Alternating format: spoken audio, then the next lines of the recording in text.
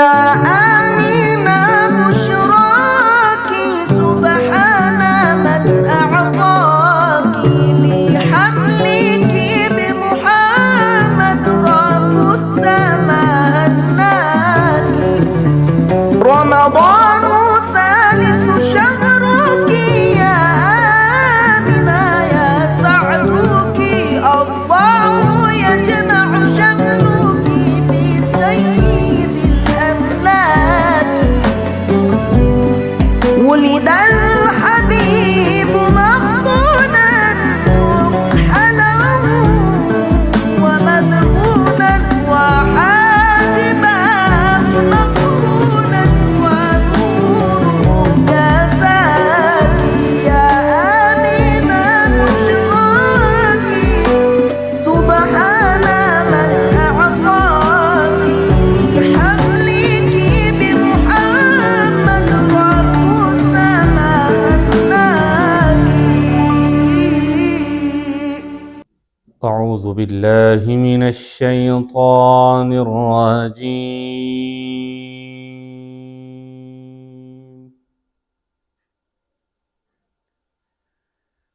بسم الله الرحمن الرحيم.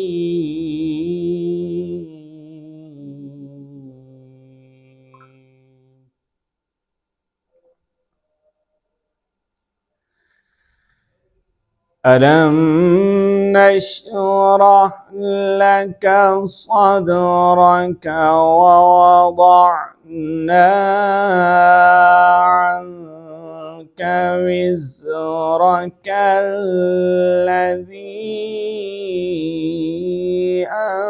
أنقض ظهرك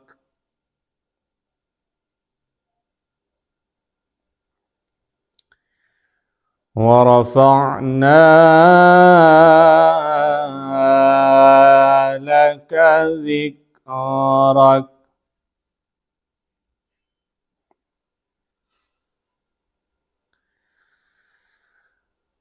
ألم نشرح لك صدرك ووضعنا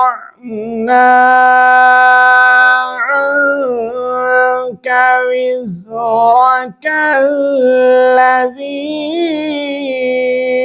أنقض ظهرك ورفعنا لك ذكرك.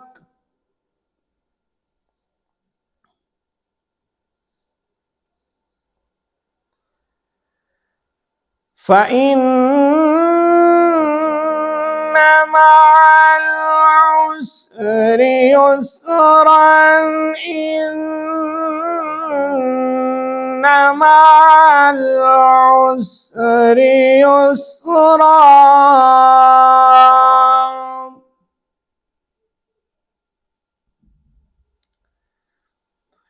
فإذا فرغت فانصب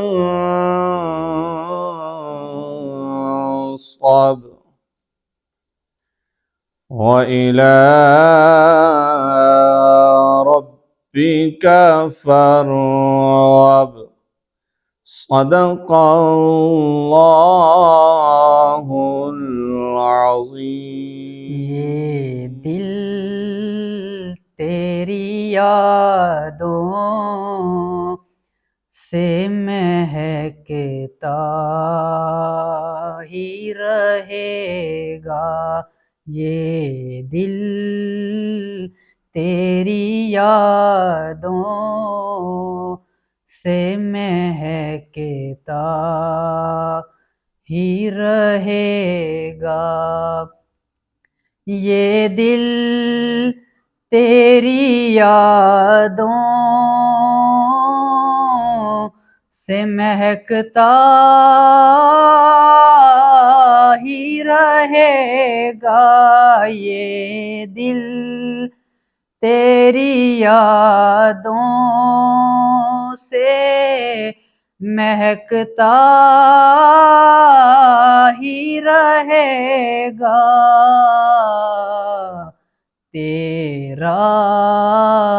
تھا یہ تیرا ہے یہ تیرا ہی رہے گا تیرا تھا یہ تیرا ہے یہ تیرا ہی رہے گا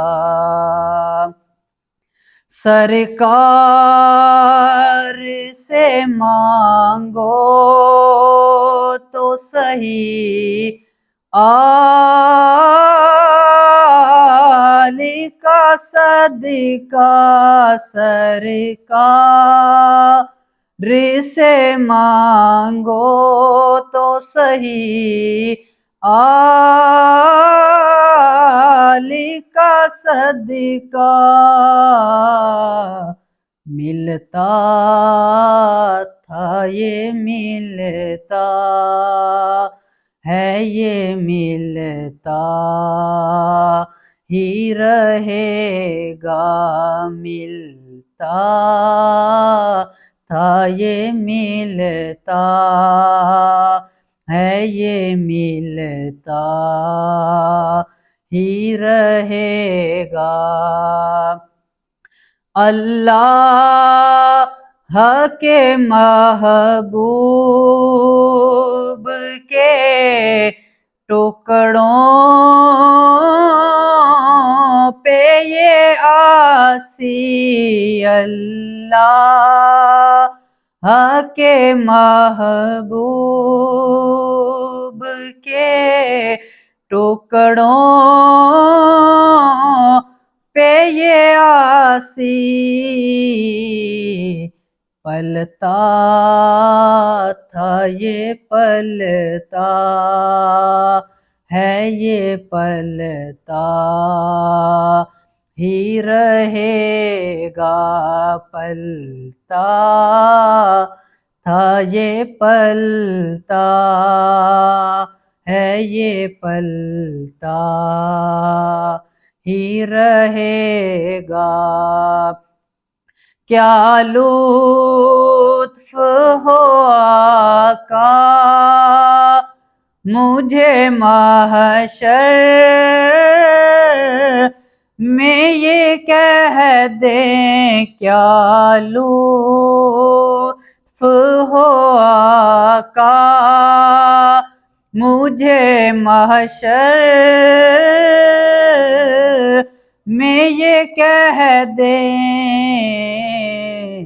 میرا تھا یہ میرا ہے یہ میرا ہی رہے گا میرا تھا یہ میرا ہے یہ میرا ہی رہے گا یہ دل تیری یادوں سے مہکتا ہی رہے گا بسم اللہ الرحمن الرحیم والصلاة والسلام علیکہ یا سیدی یا رسول اللہ وعلی آلکہ واصحابکہ یا سیدی یا نبی اللہ معزز و محترم سامعین و ناظرین پروگرام ضیاء سحر کے ساتھ حاضر خدمت ہوں اور آج کے اس مختصر درس بعد میں آپ احباب کے سامنے صفائی اور نظافت کے حوالے سے چند معروضات پیش کی جائیں گی صفائی انسان کی زندگی کا نہایت اہم حصہ ہے اور یہ نہ صرف ہماری ظاہری شخصیت کو نکھارتی ہے بلکہ ہماری صحت اور معاشرتی زندگی پر بھی مثبت اثر ڈالتی ہے صاف ستھرا ماحول انسان کو بیماریوں سے محفوظ رکھتا ہے اور ذہنی سکون فراہم کرتا ہے اس اعتبار سے صفائی کو ہم دو حصوں میں تقسیم کر سکتے ہیں ایک انسان کی اپنی ذاتی صفائی ستھرائی ہے اور ایک ماحول کی اور معاشرے اور گلی محلوں کی صفائی ہے اگر ذاتی صفائی کو دیکھا جائے تو ذاتی صفائی انسان کی شخصیت کا پہلا تعارف ہوتی ہے۔ صاف ستھرا جسم، اجلے لباس نہ صرف بیماریوں سے حفاظت کا حصار بنتے ہیں بلکہ انسان کے وقار اور اعتماد کو بھی جلا بخشتے ہیں۔ جب انسان خود کو پاکیزہ محسوس کرتا ہے تو اس کے لہجے میں اعتماد، چال میں سنجیدگی اور انداز میں ایک خوشگوار تاثیر پیدا ہوتی چلی جاتی ہے۔ گویا صفائی محض ظاہری اہتمام نہیں بلکہ باطنی اطمینان کا بھی آئینہ ہوتی ہے۔ اس کے برعکس میلا جسم اور گندے لباس انسان کی شخصیت کو دھندلا کر دیتے ہیں۔ لوگ ایسے افراد سے دوری اختیار کرتے ہیں، نگاہوں میں پسندیدگی جھلکتی ہے اور دلوں میں کراہت جنم لیتی ہے، اور اس کا نتیجہ یہ نکلتا ہے کہ خود اس شخص کے اندر بھی احساس کمتری اور بے اعتمادی گھر کر لیتی ہے۔ یوں غفلت نظافت صرف ظاہری نقصان نہیں پہنچاتی بلکہ دل و دماغ کے اوپر بھی منفی اثرات مرتب کرتی ہے۔ سامعین محترم، اللہ کریم نے قرآن حکیم میں جہاں بندہ مومن کی صفات ذکر فرمائی ہیں تو وہیں پہ ان صفات کو بھی صراحتاً بیان کیا گیا۔ فرمایا کہ اللہ تعالیٰ پاکیزہ طبع بندوں کو بڑا محبوب رکھتا ہے، اور ارشاد فرما ان اللہ یحب التوابین ویحب المتطہرین، فرمایا بے شک اللہ دوست رکھتا ہے اور پسند کرتا ہے ایسے بندوں کو جو بہت زیادہ توبہ کرنے والے ہیں، اور ایسے بندوں کو بھی پسند کرتا ہے جو صفائی ستھرائی کا اہتمام کرنے والے ہیں۔ یعنی اللہ کی بارگاہ میں پسندیدہ ہے وہ شخص کہ جو توبہ بھی کرتا ہے اور ہمیشہ صاف ستھرا رہتا ہے۔ اب یہاں پر صرف طہارت قلب ہی مراد نہیں بلکہ لباس، جسم، گھر اور ماحول کی طہارت بھی اس میں شامل ہے، کیونکہ اگر ارد گرد کا ماحول پاکیزہ نہ ہو تو انسان خود بھی طہارت و نظافت قائم نہیں رکھ سکتا۔ اس لیے یہ بھی لازم ہے کہ اپنا گھر، معاشرہ صاف ستھرا ہو، گزرگاہیں چلنے کے قابل کشادہ اور پاکیزہ ہونی چاہیے۔ صفائی ستھرائی کے حوالے سے یہ اسلامی طرز حیات کا لازمی اور سر فہرست تقاضا ہے۔ ایک اور مقام پر اللہ رب العزت نے ارشاد فرمایا یا بنی آدم خذوا زینتکم عند کل مسجد، فرمایا اے ابن آدم جب بھی کوئی مسجد کی طرف آنا ہو تو صاف ستھرا اور اچھے طریقے سے اپنا پاکیزہ لباس پہنا کرو۔ یعنی اس آیت مبارکہ میں زیب و زینت اختیار کرنے کی اور اچھا لباس پہننے کی بندہ مومن کو تلقین کی جا رہی ہے۔ محترم سامعین، اسلام میں جمعۃ المبارک کا دن بھی بڑی خصوصی اہمیت کا حامل ہے، اس لیے نماز جمعہ کے لیے غسل کرنے، تیل لگانے، خوشبو لگانے کا بھی خصوصی طور پر اس کی ترغیب دلائی گئی ہے، اور ایک مقام پہ تو ارشاد فرمایا اذا جاء احدکم الجمعہ فلیغتسل، کہ جب تم میں سے کوئی نماز جمعہ پڑھنے کے لیے آئے تو اسے چاہیے کہ وہ اچھے طریقے سے غسل کر لے، صفائی ستھرائی اور نظافت کا اہتمام کرے۔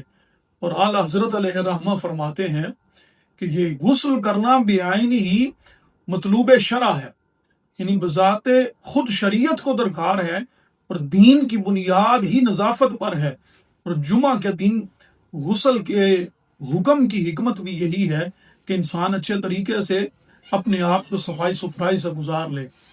اور ایک حدیث مبارکہ میں بالخصوص منہ کی صفائی کی تاکید کرتے ہوئے ارشاد فرمایا گیا السواک مطہرۃ للفم مردات للرب، فرمایا مسواک منہ کو پاک کرنے کا ذریعہ ہے، منہ کی صفائی اور پاکی کا ذریعہ ہے، اور اسی مسواک کے ذریعے بندہ مومن کو اللہ رب العزت کی رضا بھی حاصل ہوتی ہے، یعنی مسواک رضا الہی کے حصول کا بھی سبب ہے۔ تو سامعین محترم، ہمیں بھی چاہیے کہ صفائی کی ان صورتوں کا خیال رکھنے کی کوشش کرے۔ اسی طرح خوشبو کا استعمال بھی ایک نظافت کی علامت ہے۔ بعض افراد ظاہری حسن کے اعتبار سے تو بڑے حسین و جمیل ہوتے ہیں لیکن صفائی کے اعتبار سے بڑے عاری ہوتے ہیں۔ میلا کچیلا اور بوسیدہ لباس عاجزی و سادگی کی علامت تصور کرتے ہیں، حالانکہ سادگی قطعاً ایسا مفہوم نہیں رکھتی کہ آپ پاکیزہ اور صاف لباس نہ پہنیں، دانتوں کی صفائی کا خیال نہ رکھیں، بلکہ سادگی تو یہ ہے کہ آپ کو جو کپڑا میسر آئے وہ پہنا جائے، چاہے سستا ہو لیکن اس قدر صاف ستھرا ہو، اجلا ہو کہ قریب بیٹھے ہوئے افراد کو بھی نفاست و نظافت کا حسن نظر آنا چاہیے. اور یہ درس پاک جو ہے ہمیں حضور نبی رحمت صلی اللہ علیہ وسلم کی سیرت مبارکہ سے بھی ملتا ہے. ایک صحابی حضور نبی رحمت صلی اللہ علیہ وسلم کی بارگاہ میں حاضر ہوئے تو انہوں نے اپنا پرانا سا لباس پہنا ہوا تھا کہ جس میں پیوند لگے ہوئے تھے. تو جب حضور نبی رحمت صلی اللہ علیہ وسلم نے دیکھا تو آپ نے پوچھا کہ کیا تمہارے پاس کوئی مال موجود ہے؟ تو انہوں نے عرض کیا جی ہاں یا رسول اللہ. پھر حضور نے پوچھا کہ کون سا مال تیرے پاس موجود ہے؟ تو عرض کیا گیا یا رسول اللہ اونٹ بھی ہیں، غلام اور گھوڑے بھی ہیں، اور بکریوں کا مال بھی موجود ہے. تو حضور نبی رحمت صلی اللہ علیہ وسلم نے ایک ایسا جملہ ارشاد فرمایا کہ جو قیامت تک آنے والے مسلمانوں کے لیے سند کی حیثیت رکھتا ہے. فرمایا اذا اتاک اللہ مالا فلیرى علیک اثر نعمت اللہ وکرامتہ. فرمایا جب اللہ تجھ پہ اپنا فضل و احسان کرے، کوئی نعمت تمہیں عطا کرے، تو فرمایا تو پھر اس نعمت کا اثر تیرے وجود پہ نظر آنا چاہیے، لباس کے اندر اس نعمت کا اثر نظر آنا چاہیے. لیکن سامعین محترم، کچھ لوگ ایسے بھی ہیں کہ جو عمدہ رجلا لباس پہنتے ہیں، صفائی کا خیال بھی رکھتے ہیں، لیکن موجودہ دور میں یہ بھی ایک عجیب سی روش پروان چڑھ رہی ہے کہ اگر کوئی شخص طہارت و نظافت کا اہتمام کرتے ہوئے صاف ستھرا اور عمدہ لباس زیب تن کر لے تو فوراً اس کے دامن پر تکبر کا لیبل چسپاں کر دیا جاتا ہے. حالانکہ حقیقت اس گمان سے یکسر مختلف ہے کہ صفائی اختیار کرنا، اچھا لباس پہننا، یہ دراصل انسان کی داخلی ترتیب اور باطنی شائستگی کا عکس ہوتا ہے. یہ تکبر نہیں بلکہ ذوق جمال کی علامت ہے.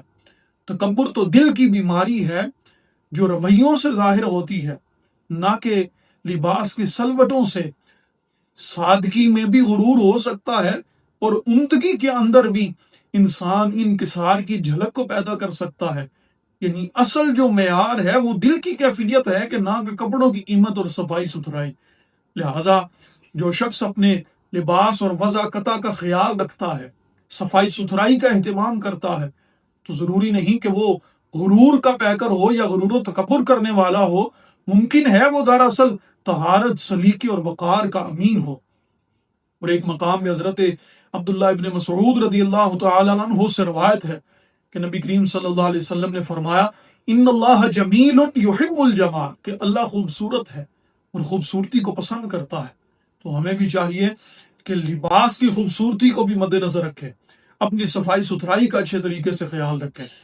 سامعین محترم، یاد رکھیے کہ اسلام نے ہمیں ایسا نظام طہارت دیا ہے کہ اگر اس کی پابندی کی جائے تو انسان کبھی بھی جان لیوا اور موذی بیماریوں میں مبتلا نہیں ہو سکتا.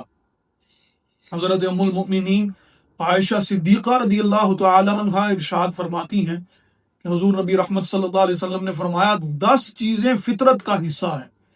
اور وہ کون کون سی ہیں؟ فرمایا قص الشارب وإعفاء اللحية والسواك واستنشاق الماء وقص الأظفار وغسل البراجم ونتف الإبط وحلق العانة وانتقاص الماء.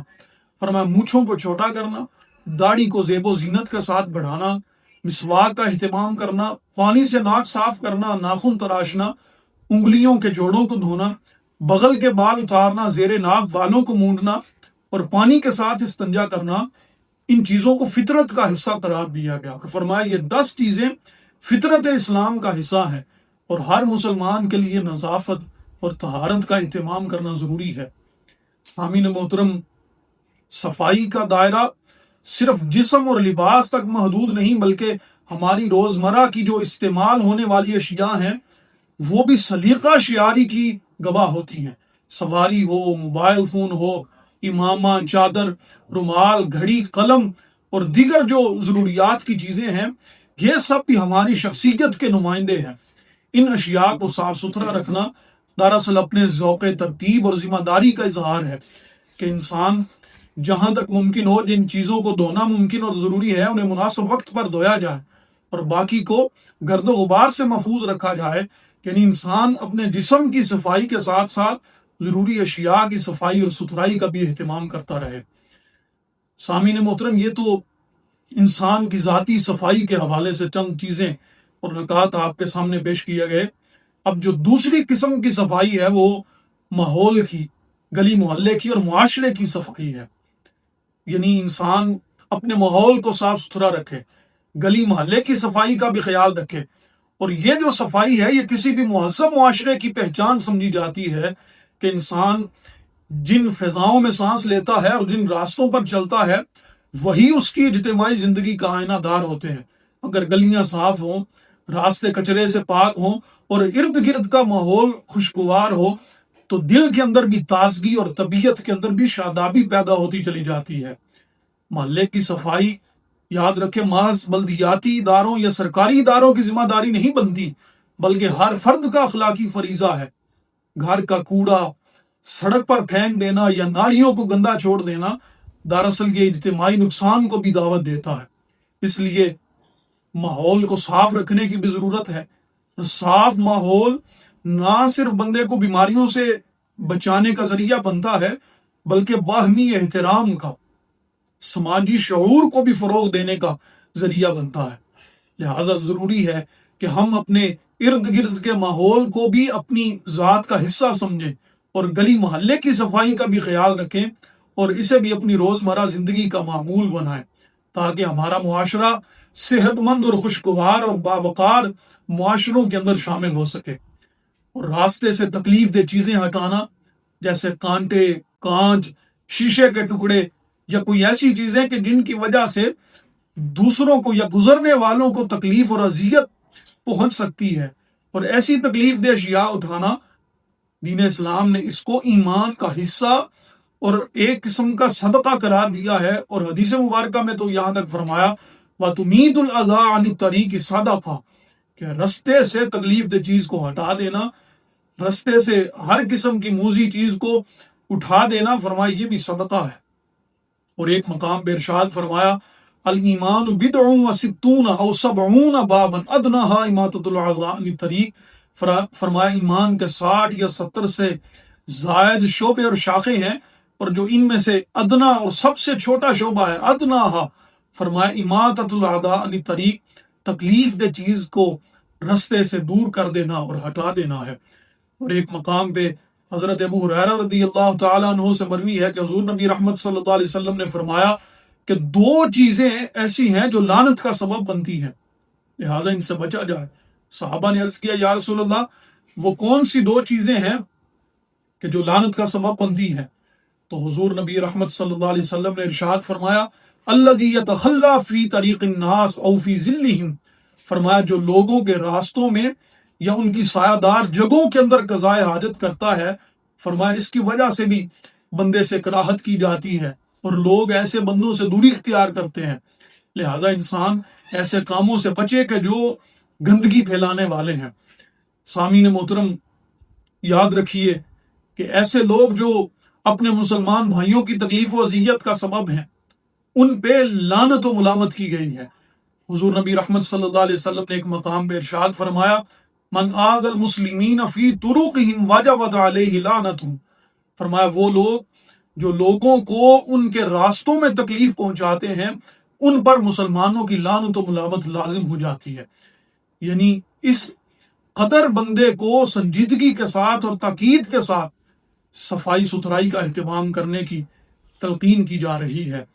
سامعین محترم، اگر سنجیدگی سے غور کیا جائے تو یہ حقیقت آشکار ہوتی ہے کہ راستوں کی صفائی سے غفلت محض ظاہری بے ترتیبی نہیں بلکہ یہ معاشرتی بے اعتدالیوں کی جڑ بن جاتی ہے۔ گلی کوچوں میں پھیلی گندگی اور راستوں پر پڑے کوڑے کے ڈھیر صرف آنکھوں کو ناگوار نہیں گزرتے بلکہ یہ پورے سماج کی صحت اور سکون کو متاثر کرتے ہیں۔ انفرادی زندگی ہو یا اجتماعی نظام ہو، ہر سطح پر اس صفائی کا خیال نہ رکھنے کی وجہ سے منفی اثرات نمایاں ہوتے ہیں۔ جسمانی بیماریاں، اعصابی کمزوریاں، ذہنی تناؤ اور بے سبب تھکن اور طبیعت کی پائی مردگی، یہ سب اسی آلودہ ماحول کی پیداوار بن سکتے ہیں۔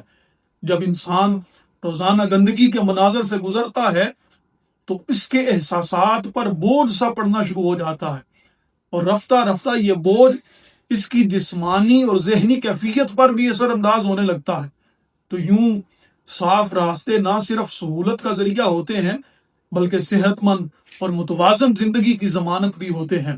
اس لیے ہمیں چاہیے کہ حضور نبی رحمت صلی اللہ علیہ وسلم کی سیرت مطہرہ پر عمل کرتے ہوئے صفائی ستھرائی کو لازم کیا جائے، اور ہمیشہ گندگی پھیلانے والے عناصر سے بندہ دوری اختیار کرے۔ اور حضور نبی رحمت صلی اللہ علیہ وسلم نے اسے ایمان کا حصہ قرار دیا ہے، اور یہ تعلیم اس بات کی دلیل ہے کہ اسلام صرف عبادات تک محدود نہیں ہے بلکہ ایک پاکیزہ اور منظم معاشرے کی تشکیل کا بھی ہمیں درس دیتا ہے۔ لہٰذا ہمیں چاہیے کہ ہم اپنے گلی کوچوں اور راستوں کو بھی صاف ستھرا کریں، اپنی صحت کی حفاظت کریں، اور ایک مہذب اور باوقار معاشرے کی تعمیر کرنے میں اپنا کردار ادا کریں۔ اپنے جسم کی صفائی کا، اپنی ذات کی صفائی ستھرائی کا، اور اپنے معاشرے کی صفائی ستھرائی اور گلے محلے کی صفائی ستھرائی کا خیال رکھے۔ اللہ تعالیٰ کی بارگاہ میں دعا ہے اللہ ہم سب کو عمل خیر کی توفیق عطا فرمائے۔ السلام۔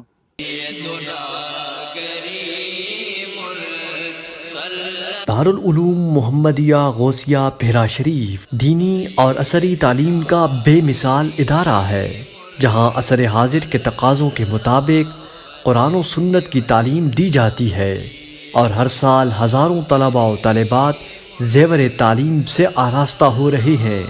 رمضان المبارک کے بابرکت لمحات میں زکوٰۃ و صدقات اور مالی تعاون اس عظیم ادارے تک پہنچا کر اس مشن میں اپنا حصہ ڈالیں۔